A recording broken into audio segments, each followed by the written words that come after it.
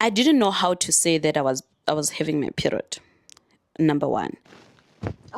So I hid it for as long as I could. Oh, it was so hot. And I was walking the distance. I was crying the entire way to the shop. Kgaogelo comes to me and she says, look, you've got something on your back. And I've got something on my back. I'm like, ugh, it doesn't matter. And she's like, I think it matters. I need you to go to the toilet. She says, I think something is hanging out of your skirt. I'm like, hanging out? Fuck. I've got like a cotton situation, t-shirt thingy, homemade pet situation. I cannot have anything showing from behind. Hello, welcome to Dear Diary. Rest in peace. My name is Ayanda, and I want to thank you. Before we continue, I want to thank you for how well you received last week's episode, how kind you've been in your review of the episode. 400 views in one day. That is crazy. That has never happened to me. So excited and so happy. And I hope that you guys become part of my family and we grow together. And then one day, when we hit 4,000 views in one day, you are going to say, yeah, I was there. I was one of the first 400. I was one of the first 4. I was one of the first 40. Thank you so much. I'm so happy and so excited. And I cannot believe that something that I've been putting off for so many years suddenly is out there. No matter how imperfect it is, it's out there. It no longer belongs to me, no longer belongs to my mind. It's no longer weighing on me. It's okay. We're okay. Reshapo, guys. Le bona jwang? Ke bona ka reshapo. Ke bona ka reshapo. The title spooked a few people, especially when we posted the poster and there was my face there and it said rest in peace. The only thing that people saw was just the rest in peace. I'd like to apologize for it. I didn't even think it looked that bad, but like the more people were freaked out, the more I wondered if this was the right choice. And I was worried that people would not understand the meaning of the title, but I'm so glad that you get it. This is Dear Diary, Rest in Peace, where we record because we've been buying too many notebooks and we never fill them. You buy a notebook thinking to yourself, you know what, I'm going to speak my mind. I'm going to speak what's in my heart. And then you write 2 times and then you resort to posting on social media. Welcome to Dear Diary, Rest in Peace. My name is Ayanda. And today we're going to go deep again. We're going to look into my heart. We're going to look into my mind. And we're going to see, is there anything we should be reflecting on collectively? I know I'm in front of the camera, but I'm hoping that as I speak, some of you will also be able to look at your experiences in a different lens. People like to say, hey, speak up. Don't let it weigh you down. And then when you speak up, they're like, you guys are going to die with no secrets. Your caskets are going to be empty. So here's to having empty caskets because the weight is not going anywhere. So let's try to help with the pallbearers. Are they called pallbearers? The guys that carry the casket. Let's meet them halfway, okay? Today we're gonna reflect about my periods. And funnily, I'm on my period and I feel like I cursed myself because last week I was talking about how I should have a conversation with you guys about how I got on my period when I was in grade 8 and I hid it from my family and my friends. And then 4 days later, my period came. So it's fitting. But before we begin, I want us to play a this or that game. You can play along. I'm going to ask a question and then I'm going to give my answer. And I'm hoping that you are also going to give your answer. If you are not on your period, you're not somebody that has period, just play along. It's going to be fun. I brought one of the notepads I bought when I thought that I actually would write down my thoughts before I realized that the solution is the camera. Let us speak to the camera. So we're going to use that for our game. Number 1, pad or tampon. Tampon for me. But when I have a very heavy flow, especially during day 2, day 3, I like to double whammy it. We're going to do a pad and we're going to do a tampon. Nothing is going to leak out of this anyway. Number 2, heating pad or hot shower for cramps. Heating pad. I've never used a heating pad. I've used a hot water bottle, which I've stopped using because it burst one time when I was using it. So now I'll say shower or bathtub. I like sitting in the hot water. Number 3, craving chocolate or savory snacks. I am usually somebody that does not have a sweet tooth. But when I'm on my period or when my period is about to come, I'd be wanting all of the sweets. So I'll say chocolate, although I'm not a chocolate girl, but I find myself craving chocolate, ice cream, mostly ice cream during my period. Period tracking or intuition. That's number 4. I'll say intuition. I used to track my period before I got on the contraceptive I have now, which is the Implanon for 3 years. I'll say intuition still, because although I was tracking my period, the tracker was not able to catch up with the irregularity of my period. And because at the time I was also undiagnosed with ADHD, on the days that the period would eventually come, I'd forget to clock it onto the app, and then it just never gave me accurate results. So I'll say intuition, because even now, the contraceptive that I have prevents me from having periods full time. Like, I'm a part-time menstruator. You're the first person in your lineage to hear this sentence. So yeah, so I can't track it. Even I could be having the most emotional week, and then I would think to myself, my period is coming, and then I would go 3 more weeks without my period. So intuition, immediately intuition and it's also part time. Let's just say I just wing it, guys. Intuition, tracker, what's again, whatever works, and nothing works. Number 5, oversized hoodie or comfy leggings. I'd say oversized hoodie, but I don't have an oversized hoodie. I want to say leggings, but I never wear leggings in the house. I only wear leggings in the gym. I also rarely ever go out in my leggings. So let's say oversized t-shirt. I like that. Number 6, early PMS signs or surprise arrival. Ta-da! Number 9, comedy or sweet romance shows. Comedy or sweet romance. I'll say comedy, although I never go out of my way to find funny shows. I also don't watch a lot of romance other than K-dramas, which I'm always watching. Neither. I'm more of a cozy vlog type of girl. Can we watch it? Or can we have a crime documentary? Why is that not an option? Let's reflect on crime while I bleed. Oh, that sounds dark. Yeah, that sounds dark. Okay, number 10, which is the last one, going out or cancelling plans. Couple are cancelling the plan. Today, I have the mic in my hand because as I was editing last week's video, I noticed that I was moving about a lot, which is something that I had grown to accept about myself as a person with ADHD. I can't stay still, but I thought that by sitting down, I'm not going to move as much. So we're not going to try any chances today. The mic is going to be in my hand, and I'm hoping that the sound is going to be better. So periods. I don't think that I've had a good relationship with my period, mostly because it sucks. Bleeding sucks. I don't know one woman that likes their period. Well, I see sometimes people on YouTube making these cute vlogs, how to come into your feminine, how to make your period soft and romantic. Like, I don't want to romanticize anything. How about no bleeding at all? It's like when you're watching someone suffer and you see them try to survive in that suffering, and you go, you know what? That is so nice. I am so proud of you. And actually, I think more people should be like you. Don't wallow in your suffering. Look at what this person is doing. They're taking their 350 rands that they got because they're unemployed, and they've started a business. This is how you survive in suffering. I shouldn't be laughing because it's not funny. It's just the absurdity of it makes it funny. So no, maybe let's not bleed. How about that? But I know that's not an option. So now that we're here, how do I survive in the suffering? After I've just bashed people who encourage others to survive in suffering. Anyway, number 1, I'm going to just say it. I'm glad that I'm somebody that has never had regular periods. Like, it would stress me, especially when I was young. I was like, oh my goodness, what if I never have children?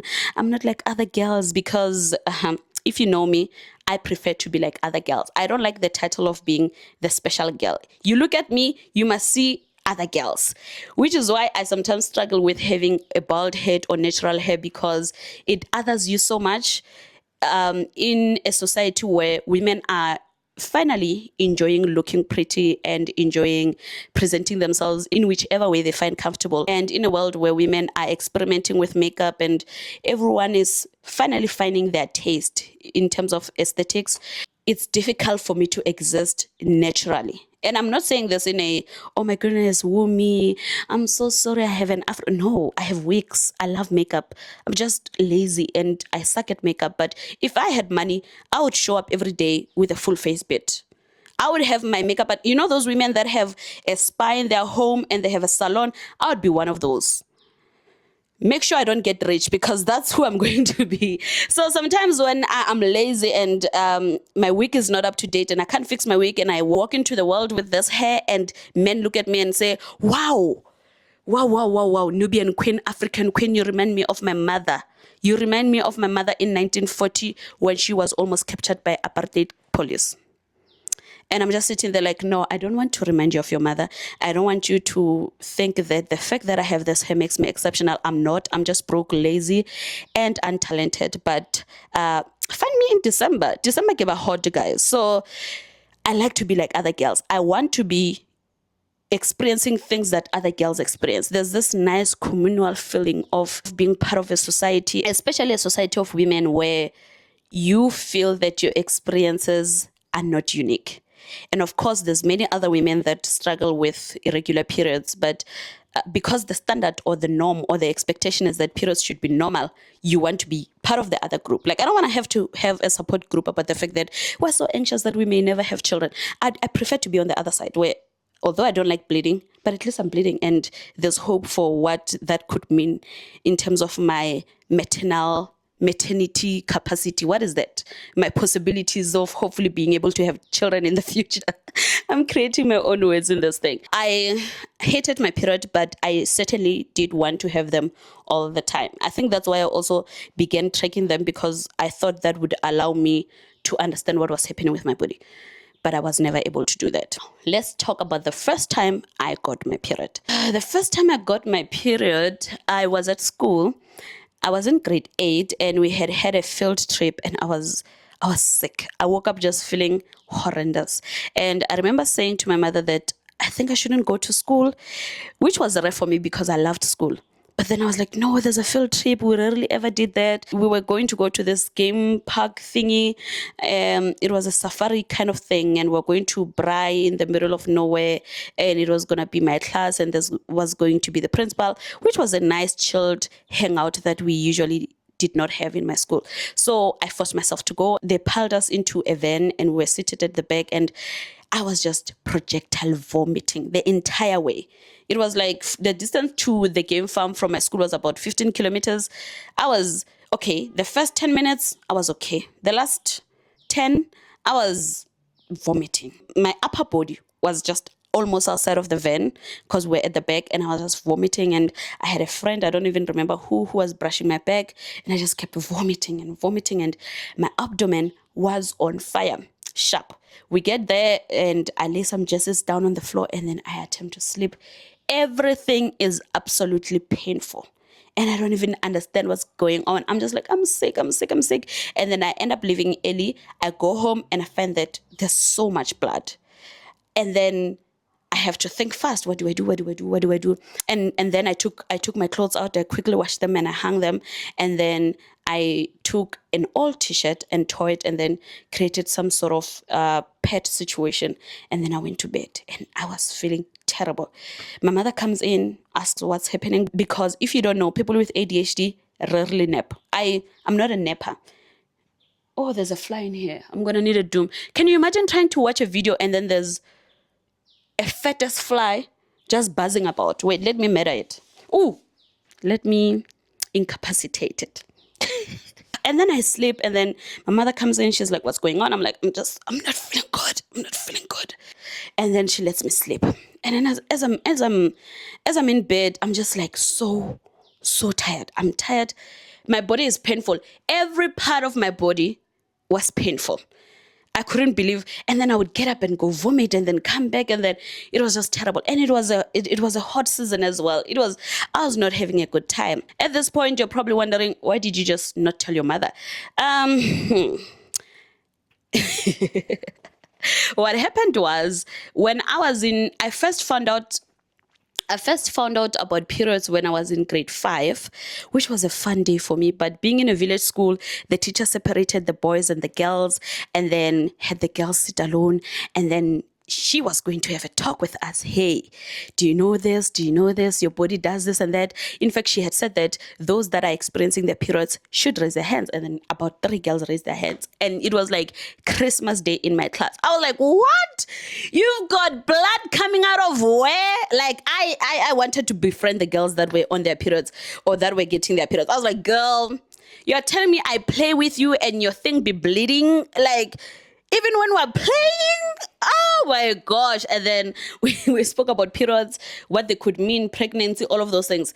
That day, I still remember, it was the most exciting day of my life because it marked a transition for me. I was like, Kitseni, I am Pagati inside. My mother thinks I'm a child. She does not know the information I have about adults. After school came, I ran towards one of the girls and I said, Ceciwe, she was born the year before me. I said, Ceciwe, today you and I are walking together from school and you're going to explain exactly what you mean when you say you see blood in your panties once a month. Yo, this fly does not want to die, eh? Yeah, man. Why are you so stubborn? I would have looked forward to this opportunity if I was you. Life is not so great. Especially as a fly. Life can't be great as a fly. We're going to continue. If the fly bothers you, I suggest you doom it from your angle. Maybe then it will die. So, and then after school, I'm so excited. I locate the girl. We walk together home. And I'm like, explain exactly what's happening. And she's like, this is what happens. And let me tell you, the blood stinks. I'm like, it even stinks. Why does it stink? I don't know blood to stink. And it was nice. It was nice. And then my period never came. I was like, damn. Now there's this hierarchy in class among the girls where the ones that are getting their periods feel better than thou. And then the rest of us are like, just, mind you, everything was taking long with me. My boobs were out, but I did not have pubic hair. I did not have periods. I did not have pimples. Like, everything seemed to pass me by. And I was like, look, I need the blood. Can we get the blood? How do we get the blood? And the blood never came. Sharp. Grade 6, blood does not come. Grade 7, blood does not come. No pubic hair, no blood. The boobs, humongous. Humongous. I was like, I could trade boobs with anyone that can give me blood or some hair. Let's especially because the boobs were beginning to make me get sexualized by men. I hated it. I wanted the open secret amongst the girls type of transition into womanhood, where, especially because periods at the time were so private, I want to be part of the clique of the girls that were like, do you have a pet? Do da da da da? And then it just never happened. And then in grade 7, I was going to get initiated. I went to an initiation school for girls in June. And that is also a rite of passage that indicates that indeed this person is moving on. This person is becoming a young woman. And I had no periods. And as I was getting bathed for the trip to the initiation school, because they tell you, sometimes you even know years ahead or at this particular time, you're going to have to get initiated. But when it gets closer, they literally tell you nearly every week, hey, by the way, and sometimes there's some rituals that need to take place before you officially go. So they need to communicate. Sometimes parents don't communicate, but that's a story for another day. So as I was getting bathed, my aunt says to me, what's the word? It was not a very, it did not help. Let me say it did not help. She's bathing me and then she says, when you're bathing children, when we're young, we used to be bathed, or you're so dirty. And when you wash yourself, you don't wash yourself properly. Therefore, this is how I must do it for you. I must do it for you. Go back. Your neck is still too dark. Because even as a child, my neck was darker than the rest of my body. It's a whole thing that is scaring me because people say da da da da, but yeah. So, and then she was washing me and then she says, one day you're going to get blood coming out of here. Exactly with this tone. One day you're going to have blood coming out of here. And at that point, you must understand that boys must not touch you. Because if boys touch you, you are going to get pregnant. So stay away from boys. And then I remember there was a stinging in my eyes and I was shocked at the tone, but I was also surprised at the words used because it was the first time that my aunt had spoken to me about boys. But also, like, from the excitement I had felt about finally getting my period to now feeling like I'm getting berated should I get my periods, it was a shocking transition. And I remember just having this sharp thing, and it wasn't tears, but when your eye is twitching and you're like, why would you say that? I had that. And then I started thinking differently about periods. And then I got initiated. And then obviously some of the girls in there were getting their periods. And here's a story that changed my brain chemistry when it comes to periods. I'm at the initiation school, and there's a girl. The first time we arrive, there's the girls that are getting initiated, and they're usually with an older woman, either a sister, a cousin, an aunt, or their mothers. This girl had her aunt there with her, and every 4 hours they would get up and then they would grab her toiletry bag and they would go to the toilet and change her pad. And I remember thinking, oh, that's so nice. She's got like a special nanny person who is guiding her through her period. And I was like, oh, that's nice. And when she came back, when the parents eventually left, I went and sat next to her and I was like, girl, why was your aunt so invested in your period? She's like, yeah, my mom told her to take care of me, I changed my pad like 3 times a day. I was like, 3 times a day? But how she was experiencing her period and the support that she had around her, and how I saw other people navigate their periods on their own, I was like in 2 different worlds. But I envied her. I was like, damn, that's nice. I hope that happens with me when I eventually get my period. That's going to be so fun to have like an adult be so concerned about you and go above and beyond to take care of you and make sure you're comfortable. And, it was fun. And I get to grade 8, and then I leave the initiation school. I go to grade 8. Grade 8, most of the class has periods. I have no periods. I'm starting to think it will never happen for me. I'm like, the grace of blood, I don't have it. It skipped me. And then term 2, and then we finished term 1. Term 2, that's when I started the bleeding thing at school, and then I hid it, and then I went home, and then I started trying to improvise now, because I did not, although I had knowledge about periods, there was never an education about how I was going to have to tell an adult that I was having my period. And I couldn't tell my friends, because then that would other me as well, and it would show I don't have an adult that I can trust to have this conversation with. And my friends had mothers, most of which were already on their periods. The girls were already on their periods, so they had seemed to already have navigated it smoothly. So I was also ashamed to admit to them, to say, hey, I don't know what to do, especially because I already felt that I was late. I kept it a secret, and then I started taking t-shirts and anything I could find, something cottony that I could use to create my own pads at home, which were definitely not pads and which I was not changing often enough. And it was a whole thing. Shall we take a small break? Let's take a little break. Okay, we're back. We're back. So I didn't know how to say that I was having my period, number one. But I was also oddly ashamed of it, which is surprising me. Oh, I'm ruining everything. I didn't know how to say, hey, this is happening. What is the next step? So I hid it for as long as I could. And then one day I was at school. West Part, my high school, had these white skirts. I don't even know whose idea that was. It was terrible. Almost every week, a girl was washing her skirt with blood at the taps. You'd have girls running out of the toilet with a white skirt that was somewhat pinkish, and then they'd wash it, and then they'd... All of us were wearing the white skirts. They were white and blue.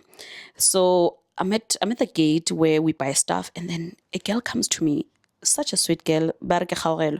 Khaurelo comes to me and she says, look, you've got something on your back. And I've got something on my back. I'm like, it doesn't matter. And she's like, I think it matters. I need you to go to the toilet. Mind you, the distance from the gate to the toilet in my school was 800 meters. And it's break. Everyone is everywhere. And then she says, I think something is hanging out of your skirt. I'm like, hanging out? Fuck. I've got like a cotton situation, t-shirt thingy, homemade pad situation. I cannot have anything showing from behind. I run to the toilet and I find it, and then I break down. I was like crying, wanting to kill myself. Honestly, I was like so humiliated. To this day, when I see that girl, I still think of that moment. I'm like, does she remember that she saw me in that state? But then if she came to tell me, it means that many more people likely saw. Anyway, and she didn't speak much, which also made it worse. If somebody that is quiet came up to you and said, hey, I am going to ignore my personality of disliking to speak just to say this one thing to you. Yeah, that was a tough time. And then I felt so humiliated. I didn't want to come out anymore. And then I remained in the toilet. Now I can tell that the cotton situation that I have is not working well. But I don't have a solution. Also, my pocket money is not enough to buy pads. I'm thinking, what do I do? What do I do? And I'm like, okay, let's transition to using tissues. At this point, you'd think, okay, this was likely the time where you would have had to tell your parents or your teacher. But remember, if you've watched the first episode, you know that I had just changed school. This was term 2. I was transitioning. When I say grade 8 was terrible, this is one of the things that made it terrible, because I just transitioned to this new grade where I'm struggling academically. I'm feeling left behind. And my behavior at home is absolutely terrible because I'm so stressed. I'm depressed. Everything is happening all the time. And my boobs somehow have even gotten larger from last year. And I hate everything. I hate everything. And then one of these days, I'm sleeping at home after school again, because now I just have to sleep when I come back. It was not even a sleep because I couldn't sleep. I would just be in bed, rolling there, just so sick. And then my family would attempt to talk to me, or they would try to have me do chores, and I would be so irritable. But then I would still not be able to verbalize that, by the way, I would actually prefer not to do any chores because I'm feeling like shit. But then because I was not mentioning that, I was still made to do chores even in that state, and my behavior was, it was a terrible time. And then and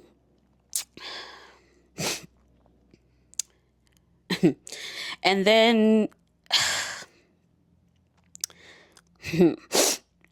and then at that point, I went to bed on one of those days. I went to bed.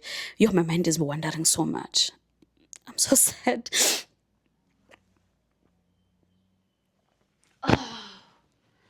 We're gonna finish the video. I don't want to pause anymore, because the more I pause is the more I pause. So okay, this is the last one. After this, we're no longer pausing. We have to soldier through. We have to soldier through this conversation. I'm even forgetting at what point I was at. And then one of these days, I'm in bed sleeping, and then I was on my period. I think I had left one of the cotton, and the tissue was not working well. The tissue not working well at all. It was just breaking apart, which frustrated me more. It was a whole thing. On one of those days, my sister comes into my room, and then I think she sees blood on the bed or blood on my uniform, something to that effect. And she's like, Heaven, why the heck are you on your period and you're not mentioning it? And she's shouting at me, and I'm like, trust me, I would rather not have this conversation right now. And then she gives me 50 rand and says, go buy these things. Ramatlaela was like one of the few shops that were in my village at the time, and it was a long walk. And it was so hot as well. It was so hot. And I was walking that distance. I was crying the entire way to the shop. So I'm in this scenario where I'm walking to the shop, I'm tired, I'm in pain, I'm crying, I'm frustrated, and now I feel extra humiliation because somebody else found out. It was a mess. And then I got to a point where I started to improvise. Remember the situation where I was telling you what I was naughty and whatever, and then I started stealing money to buy pads, and then I would visit my brother who lived in Middleburg, and he had spaza shops and everything, and he was selling pads, and then I would steal pads from him, and then I would steal money and then buy pads, and it was not a sustainable method to live. But also, even after my sister had found out that I was on my period, I didn't have a constant supply of pads. And then I felt angry, or why do I still need to ask? I might as well not. I'll just steal my sister's pads if I could find where she would have put them, or if she had any behind, or I was just trying my best to survive, not condoning the stealing part.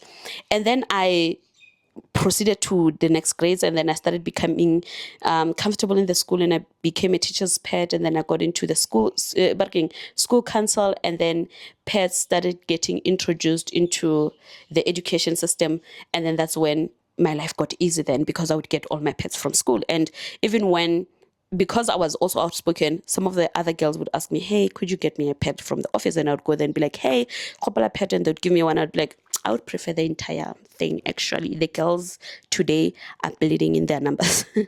And then they'd give me and I'd pull out one and give it to the girl. And the participants really stay free. Like, yeah, anyway, stay free. Thank you so much. Don't know if I should be thanking you or the Department of Education. And then I started having a constant supply of pads. But then when I would be at home, like during school holidays or during weekends, it was still difficult to navigate my periods because I did not have the products that would have made the transition easy. So that was a terrible time for me. Over time, I learned to, well, other than the stealing, I learned to preserve the products that I had. If I had a pack of pads, I knew, like, if other girls were changing their pads 3 times a day, I could not change it. I could not change my pad 3 times a day because, for obvious reasons, I don't have as much to go around as other girls. That was an interesting time for me, and I think it shaped how I view periods, because to this day I don't enjoy it, even when I have a constant supply of products and I could, do this and that and have tea and have a pill and have whatever. I just always viewed my periods as something that shouldn't be happening to me and something that I can't handle properly. Even when at this age, I'm 29 years old and I don't care much about my periods, to the point where I would be making meal preps to coordinate with my period, because some people would be like, oh, eat iron or do whatever. I'm just like, I want this to be over as soon as possible. How can we expedite this process? I think also that's why when my periods don't come, I'm just like, hope it's not pregnancy. When it comes to period education and advocacy for periods, when I see people donating pads at schools and stuff like that, it makes me so sad. Like, I get happy, but I get so sad, and realizing that there's children that are still existing in those conditions, that hoping that one day somebody will come with a box of pads and say, hey, I see you. It doesn't have to be as humiliating as it's currently being. Here's a pad, here's your dignity. And I've also not been able to donate pads somehow. It has this effect on me where I feel so, it's too close to home. Let me put it that way. When I see other people do it, I'm like, wow, nice, thank you. But I also find it looks like such a mirror to me. It reminds me a lot of where I come from, and I feel sorry for the people receiving the pads. Such a confusing feeling where I'm like, you know what, give the girls the pads, give them whatever they want. But the feeling or the thinking or the understanding that amongst the girls that are getting the pads, there's probably 1, 2, 3 somewhere amongst them hoping, I wish I could ask for a second pack. I wish I could ask for a third pack. It makes me sad. I don't think I've been able to navigate my emotions around being the person that, gives the pets, I have actually given pets. I have given pets. That almost became a lie. I did give pets a few times in my life. There's even pictures on Facebook. I almost got caught in a lie. But that is because of the organizations I was in. Not individually, I've never, because I think I'm still navigating my feelings around my relationship with periods and the reality that there's others like me out there, and that for me to be able to reach out to them, I have to let them step out of their comfort zone and be okay with being seen asking for help, because I get it, these children exist in societies. The school itself is some sort of community itself, meaning if I were to go to a school and donate a box of pads, I want for there to be a clear communication to say, don't be ashamed. It's not a shame to want to go to the office every month to ask for a pad. It's not a shame to inbox me on social media and say, hey, I need pads. Don't be ashamed. Like that barrier, like breaking the barrier from moving from someone that is handling this thing privately to now proudly and bravely going up to strangers or even figures that in your life that are adults to say, hey, I'm struggling in this way. Can you help me? I'm struggling. I feel sorry that people have to do that. Hopefully one day we'll do a pet drive and it's going to be impactful. I think also part of the reason I don't like pet drives is because they just do it once in a while. You have someone saying, "Oh, we're gonna donate pets here," and then they leave. Like, I wish the same system that was at my school where there was a constant supply of pets. Maybe adopt a school. I could do that. If you guys can do that also, adopt a school, see how many pets you can send to the school every month.